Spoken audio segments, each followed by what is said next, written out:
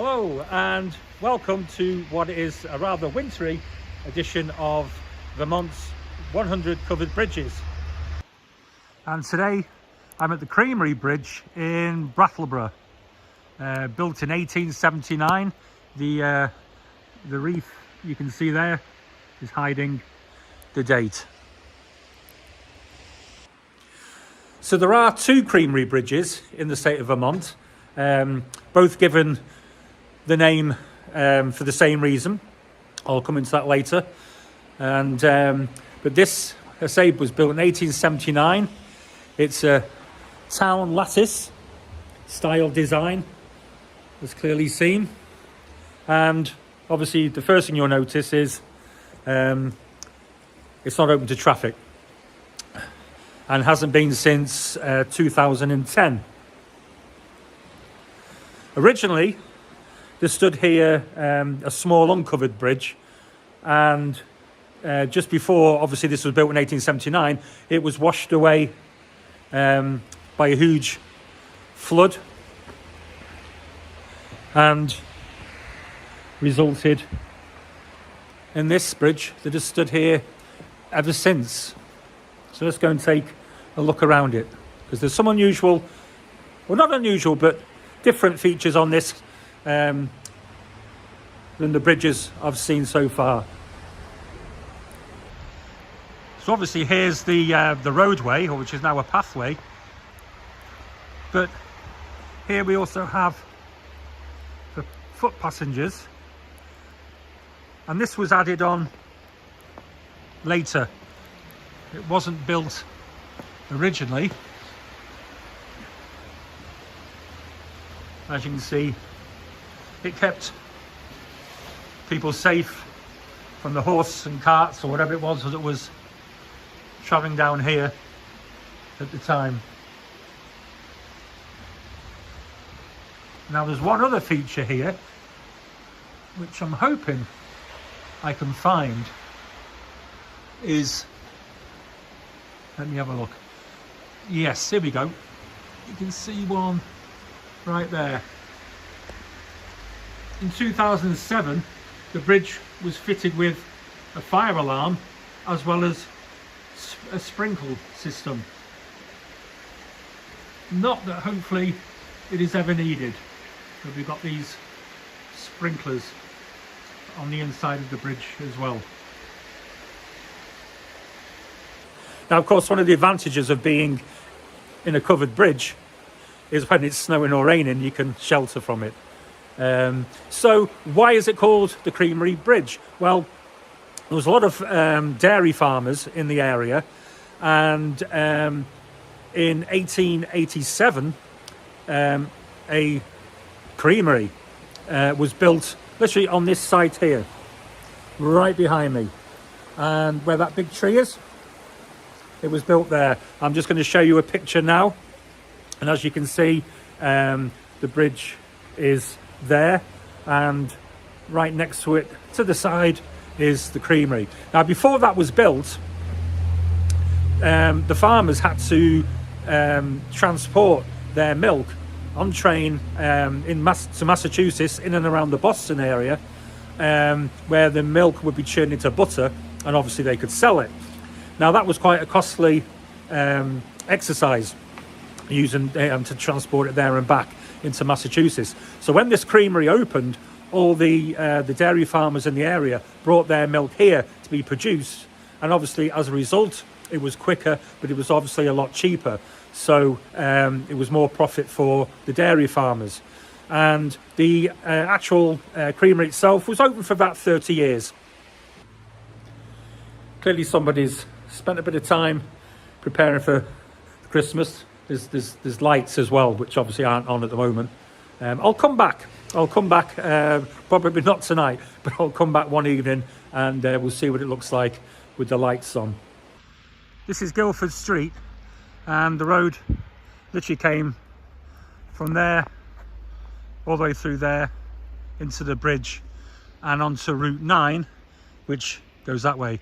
So Route 9, it's actually goes across state. So if you turn west and go that way, you go through Bennington and you're in New York.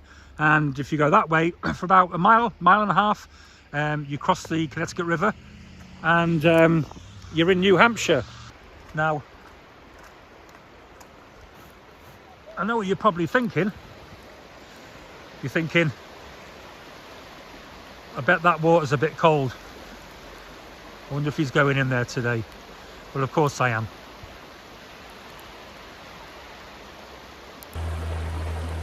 So here I am in the middle of the Wetstone Brook. This is a short brook, it's 13 miles long, and it starts up in the hills near Marlborough in Hidden Lake, and it comes all down. It's 1,250 feet high, the elevation where it starts, and it comes all the way down, and it empties into the Connecticut River about a mile and a half from here. So here I am, obviously underneath the bridge. So this side, the abutment's concrete, and this side has still got the original stone abutment at the bottom, and obviously been filled in at the top with concrete. And there's the bridge on Guildford Street that's replaced this one. The Wetstone Brook was very important in the development of the town of Brattleboro. In the late 1800s, there was a lot of mills built up. Just further downstream, there was paper mills, there was sawmills, there was a dye factory, furniture making factories, all sorts of businesses down there, all depended on the brook to turn wheels to power the factories.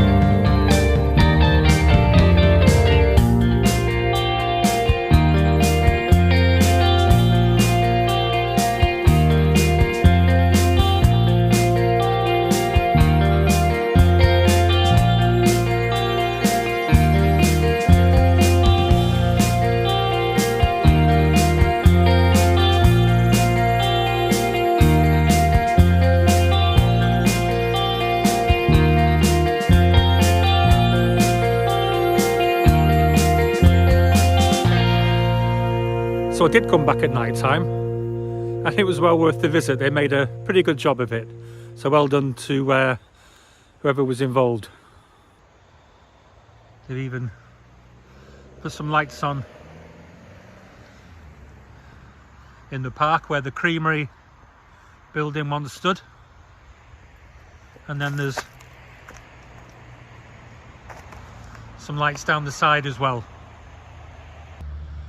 And then of course inside we've got the Christmas tree.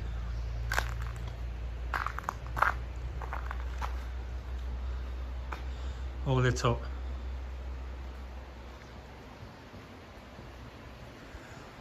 This really is a bridge for the town of Brattleboro to be proud of. The town 120, 130 years ago had 10 covered bridges, 3 of which were over the railroad. And today we just had this last one. So this video will be going out on the 22nd of December. So all that's really left for me to do now is to wish everybody watching this a Merry Christmas and have a great holiday. Obviously, if you're watching this in June, then just ignore the last comment. So thanks again for watching.